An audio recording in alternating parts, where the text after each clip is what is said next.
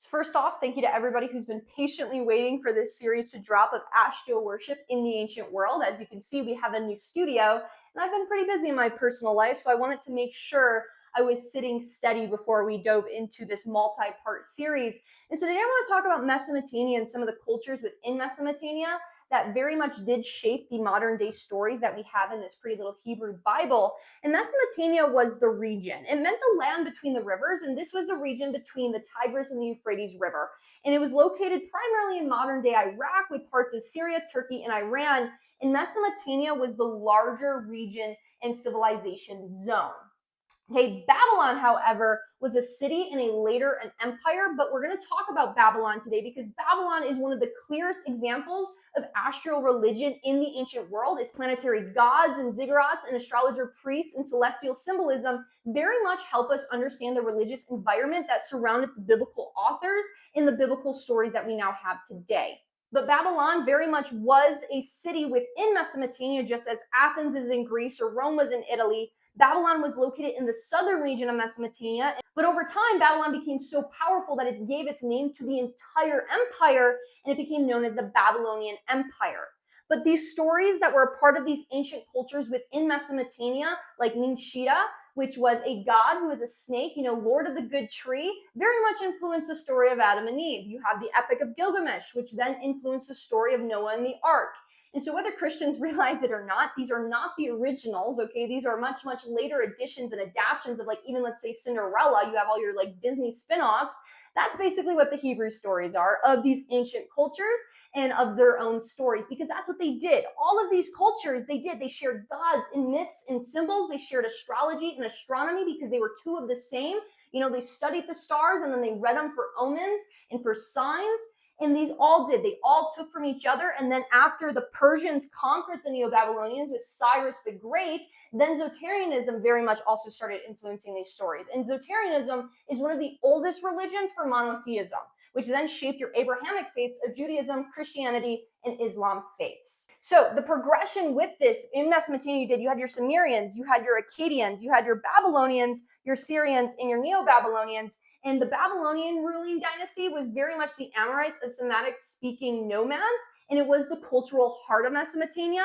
But then after the Assyrians and the Neo-Babylonians conquered the Assyrians, and these are separated by about 1,000 years, and then it was the Chaldeans of Amorite-speaking people from the Persian Gulf. And so they did. They very much shared different gods and deities, but based on the group and culture that was ruling at the time, different gods came on scene as powerhouses, just like you even saw in the Greek cultures. At one point, Poseidon was very much the primary ruler within their pantheon, and then over time, Zeus became the ruler of their pantheon. And so one way to also kind of think about it in understanding and how they did definitely relate to each other, but they each kind of slightly differentiated based on the culture, is think of pizza. Okay, so the pizza base is the same. You've got a cheese pizza, but depending on the culture and the time, you then had different toppings. You might have pepperoni toppings. You might have bacon toppings. You might have ham. You might have, anchovies. So different cultures then changed and edited the gods that they had. They changed and edited the myths, just like the Bible did. Okay, just like adaptations of Cinderella. You have the Cinderella Christmas edition. You have the Cinderella and she sang. You have the Cinderella one where she was a dancer. They keep editing the same myth, but the archetypes and symbols in the base of it is essentially the same. So many of the planetary gods that we will be talking about and discussing today with Babylon very much did originate centuries before with the Sumerians and the Akkadians, but then Babylon took them, preserved them, and expanded them in their own traditions. And then again, following the Babylonian exile and the Persian conquest, interactions between the Hebrew writers and the Zoroastrian Persians very much did introduce the concepts and familiarize the branch of theology and philosophy that had to do with death, the end of the world, and ultimately the destiny of humankind, which then went into Second Temple Judaism and heavily influenced later Christian thought. So the ancient world was very much alive with gods because before Judaism and Christianity or Islam ever even existed, nearly every civilization viewed the cosmos as alive. Okay, they did not just see the stars as burning balls of gas as modern day science might, and they did not see the planets as celestial objects. They very much saw them as gods. They saw them as divine powers, and they saw the sky itself very much as sacred text. And that is because for them, as Francesca Rushberg writes, Mesopotamian astronomy and religion were inseparable because celestial events were understood as communication from the gods. Because for them, the heavens were very much a giant clock through which divine powers revealed their intentions. And you even see that very much in the first chapter of Genesis when it says the stars were there for signs and for appointed seasons. And then when you read in Psalms, you see that they have names. And then in the book of Job, you see that they influence. And then you're starting to see that astral worship is very much a part of these stories before you even get into the layers on how the Jewish writers wrote their books, which was known as parodies, if you want to check out that video. And since they believed that divine powers revealed their intentions through the heavens, ancient kings therefore needed astronomer priests. Not because they loved science, but because they believed that the gods ruled through the stars. And in ancient Babylon, astrology and astronomy were the exact same discipline, and they were not separated. You know, in modern thought, we separate the two. That was not how it worked in the ancient world, because Babylonian priests and scribes, they would track the stars using mathematical systems, primarily to read them as omens of the gods and predict earthly events like crops and wars and famine and so forth. And that's because for them, astronomy was the data, where astrology was the interpretation. Because the Babylonians, again, viewed the planets as gods, as did most other ancient cultures in the ancient world. And that takes me to a side point I want to make real quick. Modern day thought, when you hear the word religion, people think of religion as a belief system. What the church you attend, the doctrines you believe, and what box you check basically on a survey of, oh, I'm a Mormon, oh, I'm a Seventh-day Adventist, oh, I'm a Catholic, oh, I'm a Protestant. But religion for the ancients was not something you merely believed. Okay, it was the lens through which they understood the entire cosmos, and they based their entire lives around. The heavens, again, were seen very much as a living clock, and the planets were seen as gods, and so they did. And humanity very much sought to live in harmony with the heavens, and they did live in harmony with those cycles. And so now I want to talk about the Tower of Babel found in Genesis 11. If you grew up in church, you probably heard this story, and you probably immediately think of what? A group of arrogant people trying to build a tower so high that it reaches the heavens. But the ancient listeners would have understood, visualized, and seen something else in their mind, and they would have understood that it was talking about a ziggurat. And Genesis tells us that this story takes place in Shinar, and Shinar is the biblical name for Babylonia, the heart of ancient Mesopotamia. And unlike the pyramids of Egypt, which were tombs, ziggurats were not tombs, they were temples. They were sacred mountains built by human hands, and Mesopotamia was largely flat. So people built artificial mountains where they believed heaven and earth could meet. And most consisted of several ascending levels made from mud bricks with a shrine located at the summit of that ziggurat.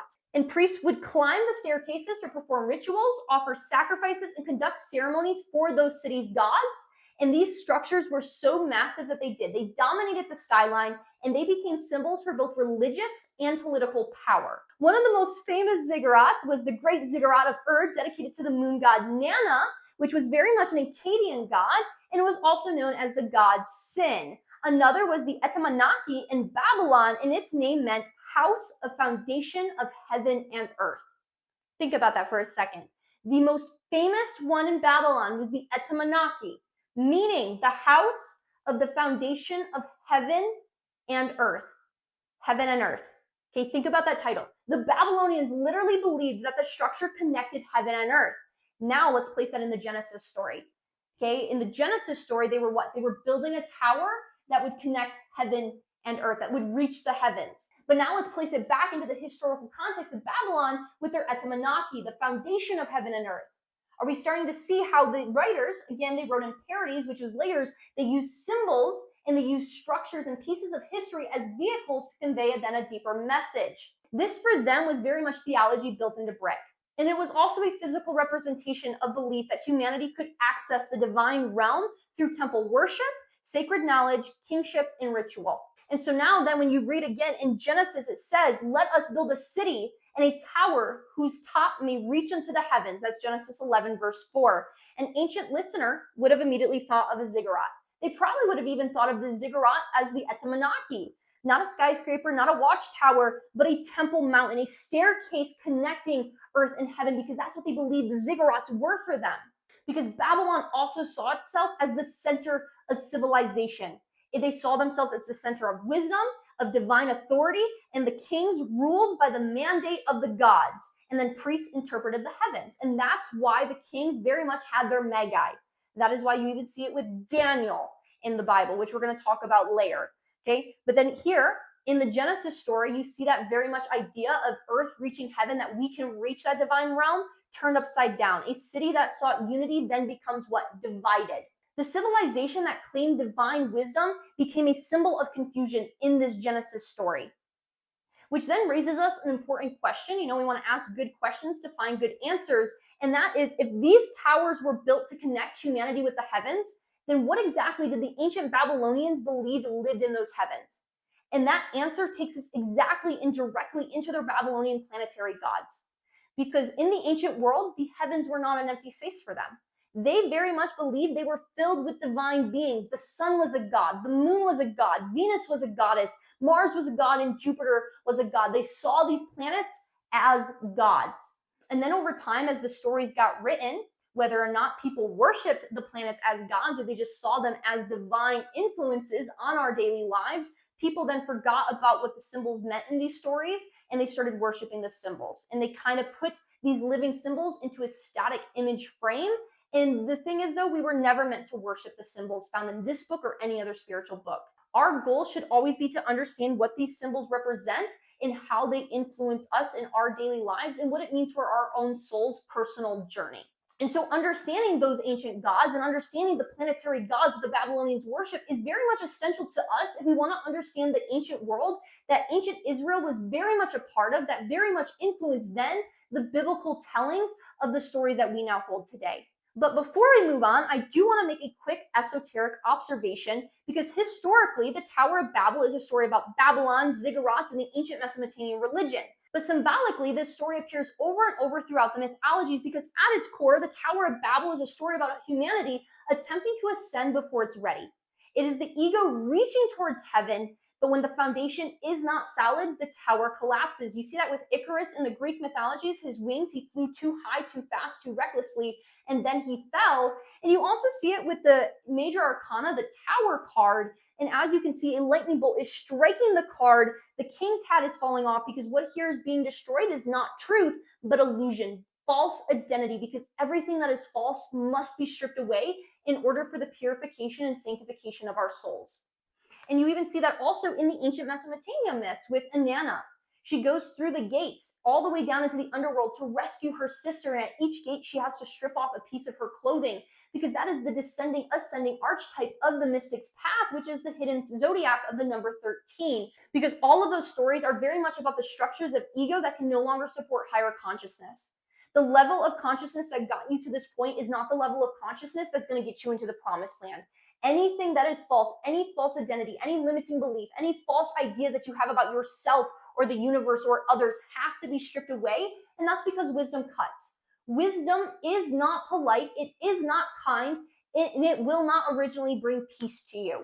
But in the end, it does bring peace. But you have to go through the pain. You have to go through the underworld. You have to go through the descending to then ascend, to become the wounded healer that is lifted up, as you might even see in this pretty little Bible. And so the first astral name that I do want to mention is the host of heaven. You see this very much showing up in the Hebrew Bible repeatedly. Examples would be Deuteronomy 14:9, lest thou lift up thy eyes unto heaven, and thou see the sun, the moon, the stars, and the host of heaven. You see it in 2 Kings 17:16. They worshipped all the host of heaven. You see it in 2 Kings 23:5. That says they burned incense unto Baal, to the sun, the moon, the planets, and all the host of heaven. And the prophets are very much warning Israel about participation in dominant religious systems in the ancient world. And they were constantly rebuking the Israelites because they constantly were participating in these very much not so holy sacrifice rituals, because everything unholy has been put into this holy Bible.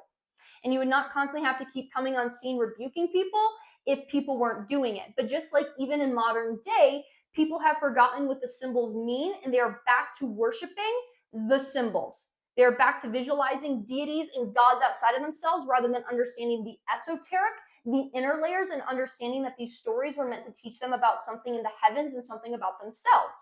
They think this is actual factual history that we got to believe in to be saved in XYZ.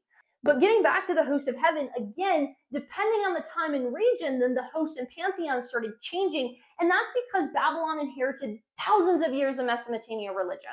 Each visible planet for them very much did correspond to a divine being, But based on their interpretation, on their storytelling, that divine being's name might have changed, just like the stories might have changed, as you even see that with the Greeks. In the ancient world, you have different eras of the Greeks with their storytelling and their deities and pantheons with gods, and at one point, Poseidon was seen as the main deity. But then over time, as they expanded their theology and their classical thoughts and writings, then Zeus became the number one leader in their pantheon. And Shamash for them in ancient Mesopotamia and in Babylon was very much the god of justice and law and the judge of heaven and earth. In the Canaanite pantheon, that would be seen as the god El, which you also very much see influenced in this culture, which we'll talk about in later episodes, that the Israelites very much did adapt to their storytelling. And that's actually where Hebrew comes from, is Phoenician Canaanite. If you want to know languages. Either way, staying on topic, kings often portrayed themselves as ruling under Shamash's authority. The moon god was very much Nana, known as Sin, and this is one of the oldest Mesopotamia gods. His major temples very much did exist at and Haran, and interestingly enough, the character Abraham in the stories is said to come from the land of You see this in Genesis 11:31, and it says they went forth from of the Chaldees, and was one of the primary cult centers for the moon god. And now this does not mean that the character Abraham worships Sin. It means that the biblical story very much emerges in a world where moon worship was normal. And then when you understand how the Jewish mystic writers wrote things known as parodies, they used people, places, and things as vehicles to convey deeper messages. And then when you went deeper into those layers and you went into the garden known as parodies, the orchard, the more the story stopped being about something and started being about you, someone. And I do want to make note here that there is no direct archaeological or non-biblical historical evidence proving that Abraham was a real individual. And I know that might upset some people watching this right now, especially if you've been indoctrinated with high controlled religion on all of this is factual history. But we might need to actually set aside that belief and understand the deeper conveying meanings of what these stories have to say. Because scholars very much do genuinely view the biblical figure as a legendary character, and oral traditions about him were not written down until centuries after he supposedly lived. And even in Galatians, Paul even writes that which is an allegory in Galatians 4:21 through 34. And that is also because if something, especially if a spiritual text is making a supernatural claim, then it needs evidence outside of the text to back it up, just like the resurrection of Jesus Christ, this archetype character in this handy-dandy little Bible. There is no historical evidence outside of the Bible that the resurrection ever happened, because resurrection myths were very common in the ancient world. You had Asclepius, you had Apollonisis, you had Myrtha, you had Horus, you had all of these dying and rising archetype deities that then they recreated with Jesus, because it meant to be telling of something of the soul, the descending and ascent of human consciousness, the hidden 13th, the mystic's path, the wounded healer that is then lifted up. And it also was reflecting to then show of the sun passing through the cycles on the zodiac in the sky.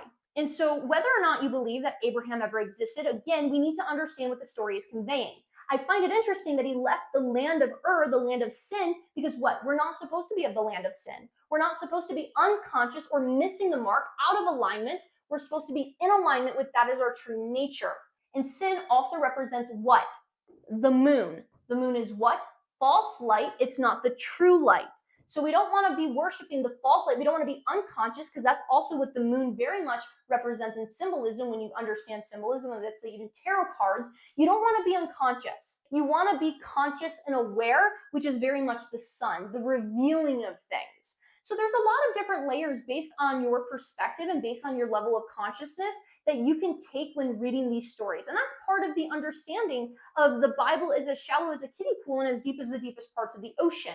Every single person, when you read them a story, or even if you show them a tarot card, something is going to stick out differently to their psyche and into their unconscious, subconscious mind based on where they're at in their own soul's personal journey. Next, we have Venus, which was originally known and represented by the god archetype Inanna, but then got rebranded in the Babylonian reign as Ishtar. And Ishtar was very much the goddess of love, war, fertility, and sexuality. And Venus appears both as a morning star and the evening star. And that is why Inanna and Ishtar in their mythologies are both seen as a deity moving between worlds, very much like Persephone in the Greek mythologies, which actually takes me to a portion in the Bible that I want to focus on momentarily.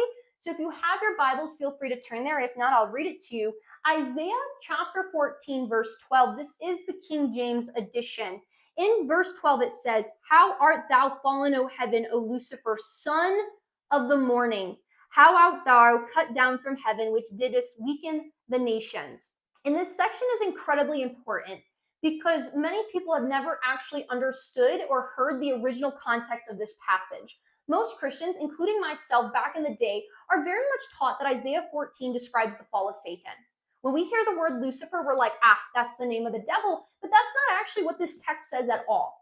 And Isaiah 14 actually opens up with a very specific target. In verse 4, Isaiah 14:4, it says, "Take up this proverb against the king of Babylon." So that then sets the context. This chapter is a taunt song directed towards Babylon and its ruler, and that's when you arrive at the famous verse. And in the Hebrew, it translates to shining one, son of the dawn, or morning star. And so when you understand the historical context, you see that this is very much imagery referring to Venus, the morning star. And the symbolism very much draws from older Mesopotamian and also Canaanite mythologies about the celestial figure who attempted to ascend to the other heavenly powers, but was cast down because of pride. And it also then goes also to the Inanna and Ishtar story of descending into the underworld, which is the mystic's path, going into the unconscious to then become back of the wounded healer of conscious, of everything false being stripped away. But for this story of a taunt, it very much is about the celestial figure who attempted to ascend, but then was cast down because of pride, because it was referring to a taunt towards the Babylonian king. And Isaiah uses that imagery as a metaphor. The king of Babylon very much exalted himself, and he imagined himself above all the others. Again, Babylon believed that it was the center of wisdom, of divine power, but yet in the end, this king, like every single other person, dies like every other man and is brought down to his grave. And so this passage is very much political satire, and it's mocking the imperial arrogance. So where did Lucifer, and the idea that Lucifer is the name of the devil, come from? And this is where it actually gets interesting, because the word Lucifer does not appear anywhere in the Hebrew Bible. The Hebrew text says, again, this meaning shining one, son of the dawn, or morning star. And in the Greek, it again meant morning star and dawn bringer, which then centuries later, around 382 through 405 CE, Jerome translates the Bible into Latin. And his translation became known as the Latin Vulgate. And Jerome translated the morning star imagery using the Latin word Lucifer, which meant morning star or light bearer. And in Jerome's day, Lucifer was not the personal name of the devil. It was an ordinary Latin word. In fact, the same word appears elsewhere in the Latin Bible. And again, that word Lucifer is not referring to Satan in the Latin Bible. And then the next major development happened nearly 1,000 years later, around 1382 CE. English theologian John Wycliffe then produced one of the first complete English translations of the Bible. However, Wycliffe was not translating directly from Hebrew or Greek manuscripts, as he did not know Hebrew or Greek. He was translating from Jerome's Latin. And as a result, when Wycliffe came to Isaiah 14:12, he retained the Latin word Lucifer and left it untranslated. And then the same thing happens centuries later with the KJV version, the King James in 1611, which is 415 years ago. Less than 500 years ago, this book was written, a book many fundamentalists believe is the one true word of God and has no errors in it. Yeah, I'd like to call bullshit on that, because as we're seeing, there's already translation errors. Either way, at this point, many Christians already associated Lucifer with Satan due to Christian theology. And as a result, readers increasingly interpreted the passage as a story about a fallen angel rather than a taunt against a Babylonian king. And over time, translation became tradition, and tradition became doctrine, and doctrines become dogma on which nobody's allowed to touch or question. Yet, if you return back to the Hebrew text, you do not find the name Lucifer. You find shining one, son of the dawn, morning star. Poetic imagery connecting to the morning star, Venus. And so this right here is one of the clearest examples of how translation choice can very much shape centuries of theological interpretation. And there are many other examples. For example, the word to describe Eve. In the Hebrew, that word is ezer kenegdo, which meant warrior, rescuer, face-to-face, equal to. It was also a word to describe God relating to saving David's ass. But then when John Knox translated the Bible, who was very big into androcentrism, he translated the word to helper, an English subordinate term as in women are below men, because most of the men who wrote the church theology very much were supportive of patriarchy, and they did not like women, they did not like mystics, and they did not like Jews. And so we need to really question who wrote the theology interpreting these beautiful texts and what agendas they were pushing, because we are still seeing that agenda try to be pushed today by people in fundamentalism saying that women are supposed to be under men. But that's never been the natural order of things. Look at the animal kingdom and look at the original context. But again, I will get back on topic because the irony most people miss with this is that the New Testament also uses the language morning star. In Revelation 22, verse 16, Jesus says, I am the root and offspring of David and the bright and morning star. So the phrase morning star was never uniquely associated with Satan. And that's where if you're going to play the theology that Lucifer is the devil, then you would be saying that Jesus is also the devil, because Jesus uses the same imagery of morning star as Lucifer would in the Old Testament. But again, it has to be relating to Venus, and that's because it's talking about celestial imagery, not physical beings. Okay, Venus is very much a symbol of brightness, of kingship, of divine authority. And the original Isaiah passage is not introducing a fallen angel named Lucifer. It's using the imagery of a morning star to mock the king of Babylon in his downfall. And understanding the historical context also completely changes how the passage is read. And this is where I want to take a moment also to step away from history and talk about symbolism, because they wrote using symbols. In the morning star, if you know anything about the morning star, it appears just before dawn. And so this is the light that announces the coming of the sun. It is not the sun itself. It is the herald of illumination, the one who brings light before the greater light arrives. And that is why the morning star very much does appear throughout mythologies, astrology, mystery traditions, and religious interpretations, because esoterically, the morning star represents awakening. It is that first spark of consciousness. It is the moment the soul begins to emerge from darkness. And this is why the symbol can appear in seemingly opposite characters. In Isaiah, the morning star becomes a symbol of pride, a figure that seeks to ascend and then is cast down. But in Revelation, it becomes the morning bright star of Jesus, who represents us as the pure consciousness of I am the way, the truth, and the light. And this is why so many different myths contain the descent and ascending pattern, including the mystic path of the serpent bearer, known as the Forgotten 13th Zodiac, because it points towards the eternal cycle of descent, awakening, transformation, and return. And so you have Prometheus, the fire bearer, you have Venus, the morning star, also known as Lucifer, you have Christ, the bright morning star, and the anointing inside of you. You have Asclepius, Apollonisis, Mirtha, Horus, Osiris, Inanna, and Ishtar, and all of these dying and rising archetypes. Even Persephone, you see that in the Greek mythologies. They all participate in the archetype of light entering darkness. And now, yes, across the board, the mythologies are all different and they all disagree on whether those are an act of rebellion, sacrifice, enlightenment, or redemption. But the underlining symbol of bringing light appears again and again, of light descending to then ascend, of that cycle happening inside of us and also happening in the heavens and the cosmos above us. Next up, we have Mars, which is represented by Nagal, and he is very much a feared Mesopotamian god associated with war, disease, death, in the underworld. You would see that, let's say, as Hades in the Greek mythologies. Next up, we have Natura, which was a warrior and agriculture deity, very much associated with Saturn in certain Mesopotamian traditions. And next up, we have Jupiter, which is represented by Marduk. And this was the patron god of Babylon. And as Babylon rose to political dominance, Marduk rose religiously. And earlier Mesopotamian traditions had numerous major gods, but as Babylon became the center of power, its god became the center of the pantheon, and it very much did elevate Marduk above the others. And this was not just theology, this very much reflected politics, because religion is often used to push a political agenda. You even see that happening in ancient Rome when they took on Christianity and they used that as the political agenda. I mean, we even see that happening again here in America today as they're trying to rewrite history. What was it, June 26th in the White House? They're saying, yeah, if anybody tells you separation of church and state, that doesn't exist. We are one nation under God, and in God we trust. That's on our money and in our allegiance for a reason. And it's like, yeah, but it wasn't put on our money, and that allegiance wasn't created until the 1950s. And I don't know if you know this, but the 1950s were not 250 years ago. 250 years ago was 1776. And then that begs the question, what God?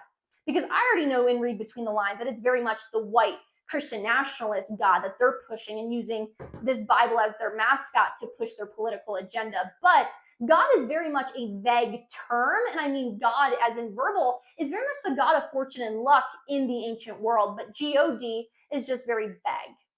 Because every culture, every religion, every theology has its own deity. I mean, look at this. We've got a pantheon of gods right here. So which in God we trust are we trusting right now?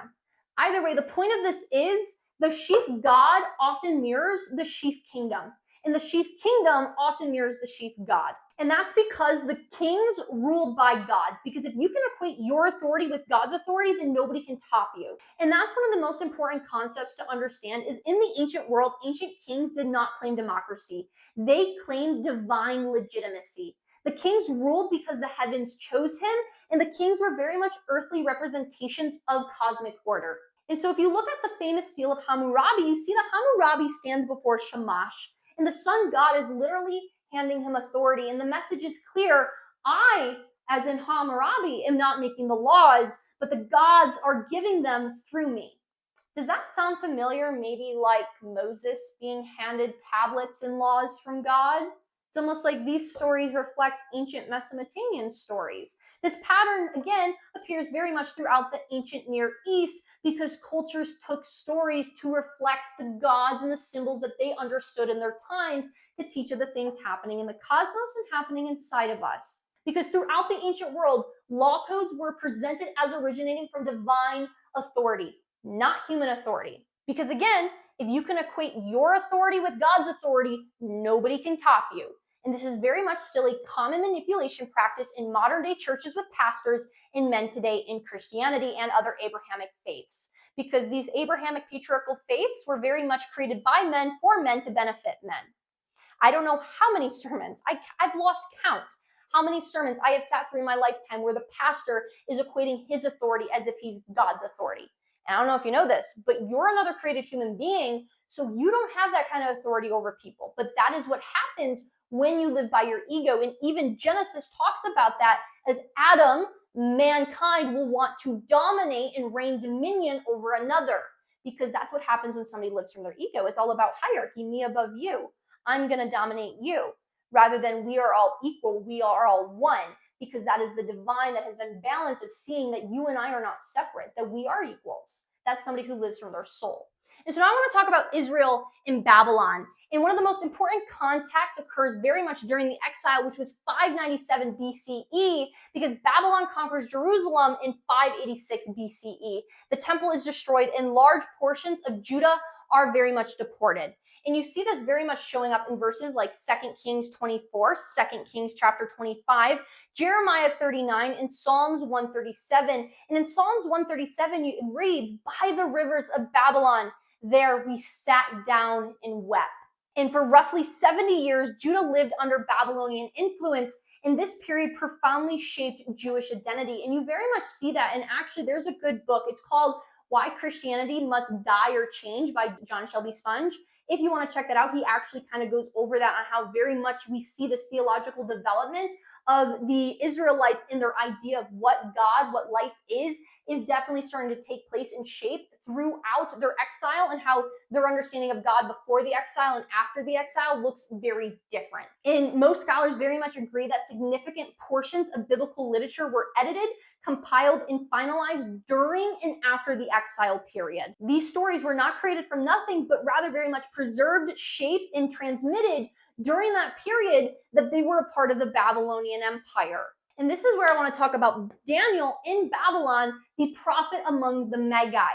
And one of the most fascinating figures very much to emerge from the Babylonian exile is Daniel, and he has an entire book about him in your Bible if you want to check it out. And according to the biblical narrative, Daniel was among the Jewish captives taken into Babylon after the conquest of Jerusalem. And this means that Daniel very much grew up in the very world of ancient Mesopotamia that we've been talking about. Okay, a world of planetary gods, a world of dream interpreters, a world of astrologers, and a world of priests who studied the heavens for signs and omens. And in the book of Daniel, Daniel 1, chapter 4, it states, "Children in whom had no blemish, but were well favored and skillful in all wisdom and cunning and knowledge and understanding science." Because in the book of Daniel, It tells us that Nebuchadnezzar selected promising young captives from Judah and educated them in the language, the literature, and the wisdom traditions of Babylon.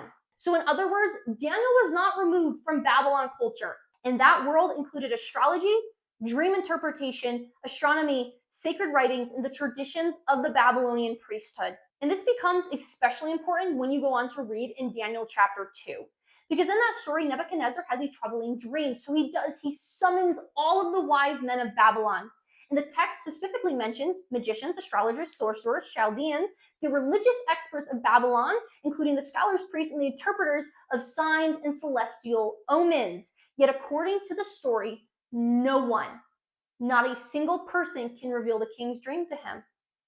And then Daniel succeeds where everyone else fails in the story. And as a result, Nebuchadnezzar elevates him above the rest. In Daniel chapter 2, verse 48, it says, "Then the king made Daniel a great man and made him ruler over the whole province of Babylon and the chief of the governors over all the wise men of Babylon." And you also see the word wise men, as in Magi, showing back up in the stories of baby Jesus in the canonical gospels that we do have in Matthew, Mark, Luke, and John. Either way, staying on topic with Daniel, think about what that means. Genuinely, think about what that means. He was put above all of these people, astrologers, studiers of the stars, of the omens, the wise men, the priests. All of these people were placed under Daniel in this story. Because according to the biblical narrative, a Jewish exile becomes chief over the very class of scholars, astrologers, and priests who served Babylon's religious system. And remember, religion for them was their way of life, of knowing the stars. Astronomy and astrology were not separate things. They were one and the same for them because they had to understand the stars so that way they knew how to interpret the stars. So Daniel in this story is not portrayed as a shepherd in a wilderness. He is portrayed as a court official operating at the highest levels of one of the most sophisticated civilizations in the ancient world. That is a place of great honor like no other. And historically, scholars very much do debate how much of Daniel reflects events from the 6th century BCE and how much reflects later literary development. But regardless of where one stands on that debate, because again, a lot of these are just mythologies that used characters to represent things, the story itself does place Daniel at the intersection between two worlds. And that's what's important here that we need to understand: the world of Israel and the world of Babylon. The world of Hebrew prophecy and the world of Mesopotamian astronomy, dream interpretation, and royal wisdom traditions. And this is the one reason why Daniel becomes such an important figure in biblical history, is because he represents the bridge between cultures. A Jewish exile navigating a civilization obsessed with the heavens. So you can't tell me that astrology and astronomy and the understanding of astral worship is not a part of the Bible. Because Daniel himself was head of people who understood the stars, who read the stars as omens. You don't just become head of it just because you're God's favorite. You become head of it because you are a master of your craft. You understand it better than anybody else, and you're able to do what nobody else can do, which was what? Interpret the king's dream. And if he represents the bridge between cultures of a Jewish exile navigating a civilization obsessed with the heavens, then that raises for us a very interesting question that we need to actually think about as we break down the history that very much has influenced these texts. And that is this: if Babylonian priests spent their lives watching the stars, interpreting celestial signs, and studying the movements of the heavens, how much of that cultural environment influenced the Jewish world that emerged after the exile?